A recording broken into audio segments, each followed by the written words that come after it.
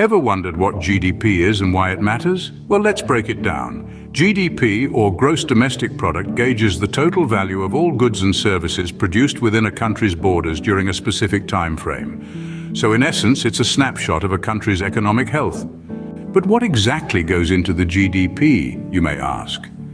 Well, the GDP is made up of four key components. First, there's consumption, which involves all the goods and services you and I buy. Then we have investment, referring to businesses spending on things like machinery or property. Government expenditure is the third component, which includes all government spending. Lastly, there's net exports, which is the difference between what a country exports and imports. Together, these components give us a comprehensive picture of a nation's economic activity. Now you might be wondering why GDP is so important. GDP is like the health report of a country's economy. It gives us a clear snapshot of economic performance, allowing us to compare it with other nations. This is vital for policymakers, as it guides their decisions on economic planning and strategies. Whether it's shaping tax policies, determining interest rates, or planning for future growth, GDP plays a central role.